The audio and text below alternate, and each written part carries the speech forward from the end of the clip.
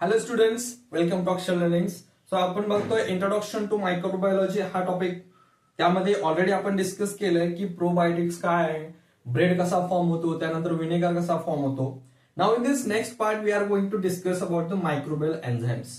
आता हे microbial enzymes काय आहेत बघा. Okay, now next part that is microbial enzymes. So एन्झाइमचं काम आहे जी काही प्रोसेस आहे ती फास्ट करणं. फॉर एक्झाम्पल, जे काही इंडस्ट्रीमध्ये प्रोसेस होते ती प्रोसेस फास्ट करण्यासाठी, इव्हन दो आपण जे काही केमिकल रिॲक्शन करतो, केमिकल रिॲक्शन फास्ट करण्याची प्रोसेस, त्यासाठी आपण काय ऍड करतो? कॅटलिस्ट हा पार्ट. ओके, जेव्हा आपण कॅटलिस्ट ऍड करतो त्यावेळेला ती केमिकल रिॲक्शन जी आहे ती फास्ट मध्ये होते. ओके, हेच केमिकल रिॲक्शन फास्ट करण्यासाठी जे काही ह्युमन ऍक्टिव्हिटीज आहेत किंवा जे काही प्रोसेस इंडस्ट्रीमध्ये आपण करणार, जिथं आपण फूड प्रोडक्शन वगैरे करणार आहे, ती प्रोसेस फास्ट करण्यासाठी आपण काय करणार आहे? एन्झाइम ऍड करणार आहे. ओके, सो एन्झाइम काय असेल? Basically they are the catalyst used for the process in order to faster the process. जी काही केमिकल प्रोसेस आहे फूड प्रोडक्शन मध्ये असेल, जी काही इंडस्ट्री मधली प्रोसेस असेल, ती प्रोसेस फास्ट करण्यासाठी जी काही कॅटलिस्ट म्हणून आपण यूज करणार आहे ते आहेत एन्झाइम्स. आता हे एन्झाइम्स कोणामधून फॉर्म होतात? मायक्रो ऑर्गॅनिझम्स मधून. ओके, मायक्रो ऑर्गॅनिझम्स मध्ये जी काही प्रोसेस होते त्याच्यामधून फॉर्म होणारे जे काही बॅक्टेरिया किंवा मायक्रो ऑर्गॅनिझम्स आहेत ते आपण यूज करणार आहे ते झाले मायक्रोबियल एन्झाइम्स. एन्झाइम्स म्हणजे काय? They are basically types of catalyst use for the process faster. जे काय प्रोसेस आहे ती प्रोसेस फास्ट करण्यासाठी यूज करणार आहे ते आहेत enzymes. And they R produced from the microbial organisms. जे काय मायक्रो ऑर्गॅनिझम्स आहेत त्या ऑर्गॅनिझम्स पासून ते प्रोड्यूस केले जातात, त्यामुळे त्यांना म्हटलं जाते microbial enzymes. Now they are used instead of catalyst. ते काय करणार आहेत? जे काय आपण इंडस्ट्रीमध्ये कॅटलिस्ट यूज करतो प्रोसेस फास्ट करण्यासाठी, त्याच्यापेक्षा त्याच्याऐवजी आपण काय करणार आहे? इथे मायक्रोबियल एन्झाइम्स यूज करणार आहे. काय यूज करायचं? कॅटलिस्ट प्रोसेस मध्ये काय यूज करायचं नाही, मायक्रोबियल एन्झाइम काय यूज करायचं?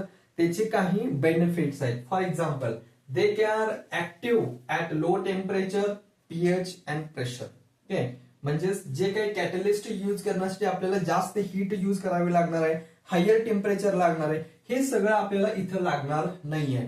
जे काही मायक्रोबियल एन्झाइम्स आहेत they are active at low temperature, pressure and pH. त्यामुळं कॅटलिस्टच्या ऐवजी आपण काय यूज करू शकतो? एन्झाइम्स यूज करू शकतोय. त्याच्यामधून काय होणार आहे? आपली एनर्जी सेव्हिंग होणार आहे. Okay, means they can active at low temperature, pH and pressure. Now the second point, second benefit आहे नो इरोजन. जे काय आपण कॅटलिस्ट यूज करणार आहे, कॅटलिस्ट यूज करण्यासाठी हायर टेम्परेचरला आपण यूज केलं तर जे काही आपण इन्स्ट्रुमेंट यूज करणार आहे त्याचं काहीतरी इरोजन होणार आहे. बट जे काही आपण एन्झाइम यूज करणार they are active at low pressure, low temperature and pH. त्याच्यामुळं जे काही इन्स्ट्रुमेंट आपण यूज करणार आहे त्या इन्स्ट्रुमेंटचं इरोजन होणार नाही. मीन्स इथं आपल्याला इरोजन प्रूफ इन्स्ट्रुमेंट यूज करू शकतोय. कॅटलिस्ट यूज करायला गेलं तर आपल्याला जे काही हाय अमाऊंट ऑफ असणारे इन्स्ट्रुमेंट आहेत ते यूज करावे लागणार आहेत जेणेकरून इरोजन कमी व्हावे याच्यासाठी. बट आपण जर का एन्झाइम यूज केलं तर ते काय आहेत? इरोजन प्रूफ आहे, त्याच्यामध्ये काही इरोजन होणार नाहीये. त्यामुळे इथं आपण इरोजन प्रूफ इन्स्ट्रुमेंट्स यूज करू शकतोय. Okay,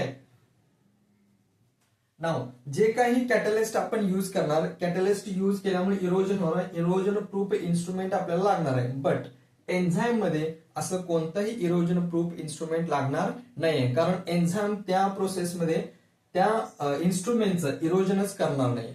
okay, this is the second advantage. म्हणजे तिथं काय होणार नाही? इरोजन होणार नाही. Third, they are carry out a specific process.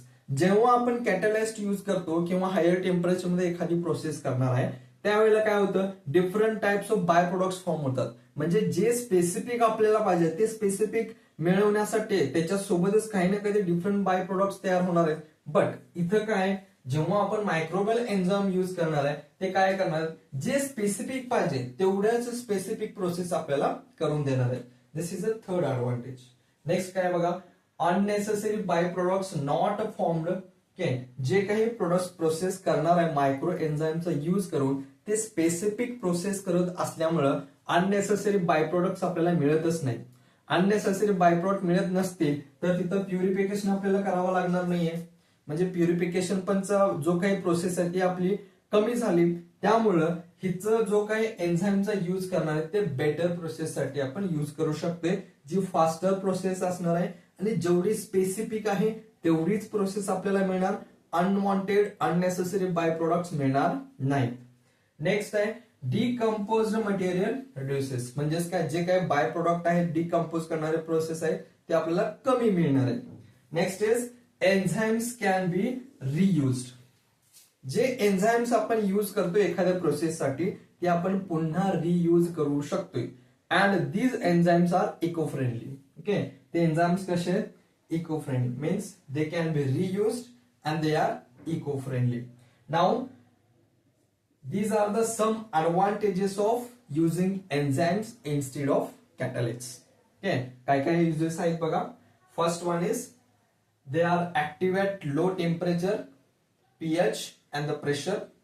Second, erosion proof आहेत. ओके, जे एन्झाईम आपण यूज करणार तिथं काहीच इरोजन होणार नाही आहे त्या इन्स्ट्रुमेंटचं.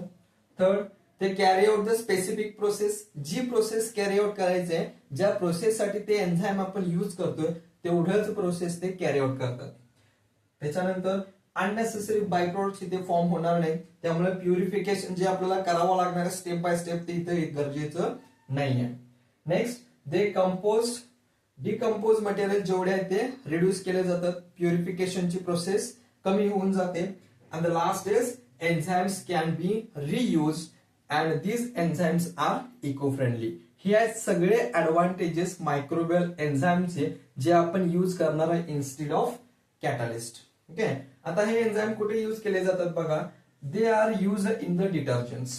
ओके, डिटर्जंट मध्ये जे आपल्या डिफरंट कलरचे पिगमेंट्स आपल्याला दिसतात ते कशाचे असणार आहेत, एन्झाईमचे असणार आहेत.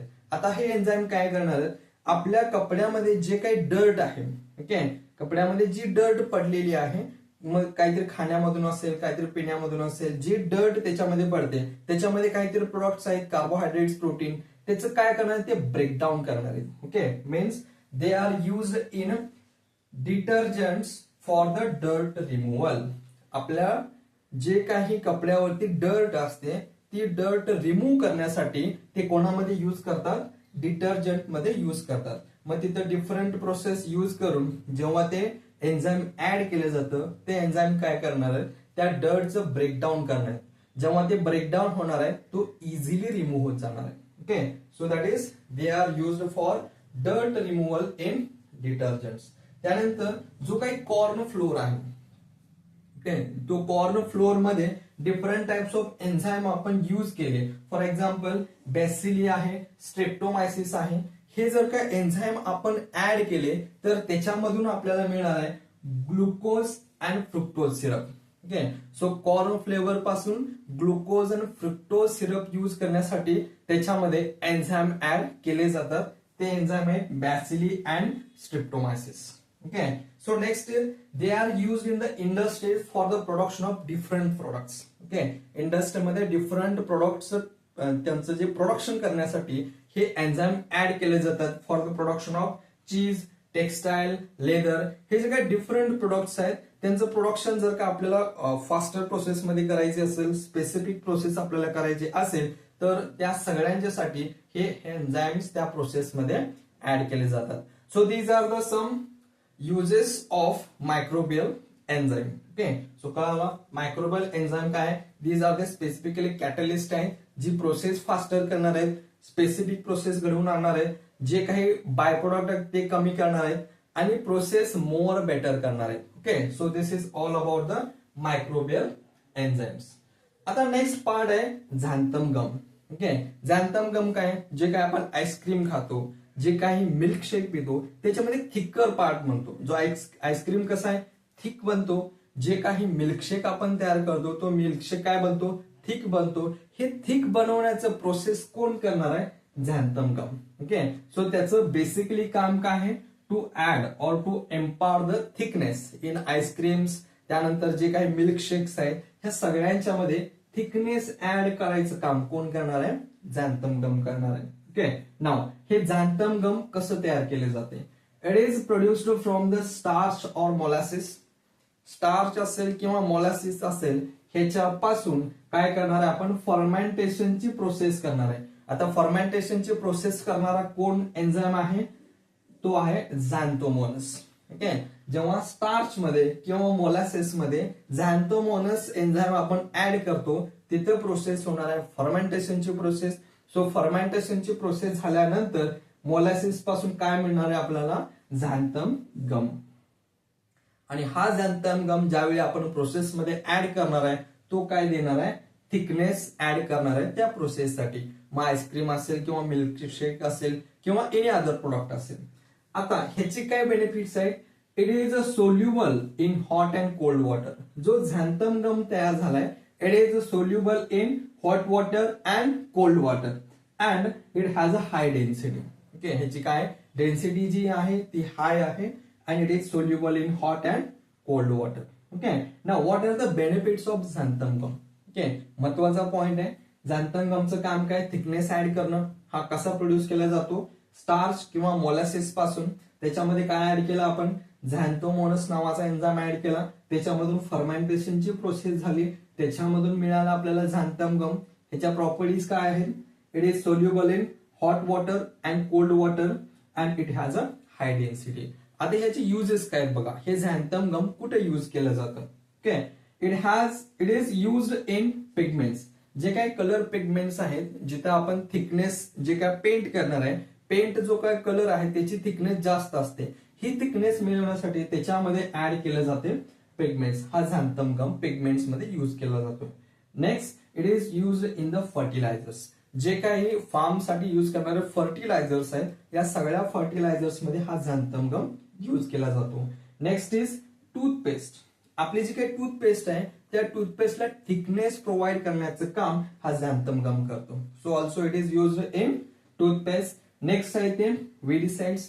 विडीसाइड्स म्हणजेच काय, जे काही प्लांट आहे, ओके, त्या प्लांटच्या आजूबाजूला जे काही अननेसेसरी ग्रास आलेला आहे तर अननेसेसरी ग्रासला रिमूव्ह करण्यासाठी त्या विडीसाइड्स मध्ये हा झॅन्थम गम यूज केला जातो. Okay, and the last one is high quality paper.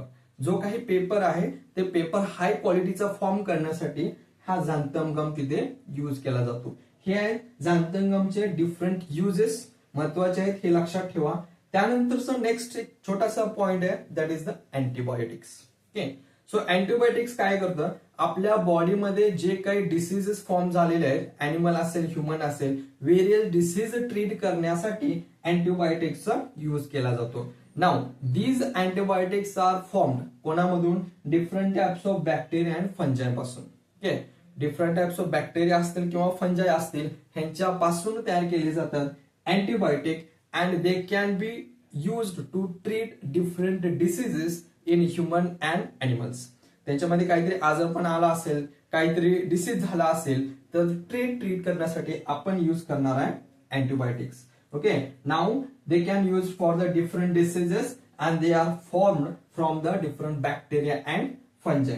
Okay, and they can be used as, okay, against काय येणार, grams of positive and negative bacteria च्या against आपण काय करतोय, antibiotics use करतोय. Okay, so these are the 3 points which we have discussed about the microbiology. पहिला आहे तो microbial enzyme, ते आहे कॅटलिस्ट, त्याचे डिफरंट युजेस मी सांगितलेले आहे.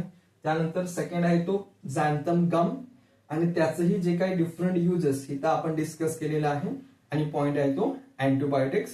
It is used to cure the different diseases in humans and animals. They are obtained from bacteria and fungi. Okay, so these are the parts about the जे industrial जो काही मायक्रोबायोलॉजीचा part आहे त्यातले next point enzymes, xanthan gum and antibiotics. So ह्याच्यासोबतच textbook मध्ये different 2 tables दिलेले आहेत ज्याच्यामध्ये ऍड केलेले आहे source, microbe, organic acid and the uses. आता हे जे काही सोर्स आहेत त्या सोर्स पासून आपल्याला काहीतरी आउटपुट मिळवायचं आहे, त्याचा जो रॉ मटेरियल आहे त्या रॉ मटेरियल मध्ये ऍड केला जातो डिफरंट टाइप्स ऑफ मायक्रोब्स तुम्हाला दिलेले आहेत. ते डिफरंट मायक्रोब्स काय करणार आहेत, ऍसिड फॉर्म करणार आहेत, काही ऑर्गॅनिक ऍसिड, आणि ते ऑर्गॅनिक ऍसिड यूज करणार आहे आपण डिफरंट टाइप्स ऑफ प्रोसेस मध्ये त्याचा यूज करण्यासाठी. तो टेबल एकदा बघून घ्या, तो युजफुल आहे. Okay, so these are about the microbial enzymes, xanthan gum and antibiotics. So आजच्या लेक्चरमध्ये येथेच थांबूया, भेटूया नेक्स्ट लेक्चरमध्ये.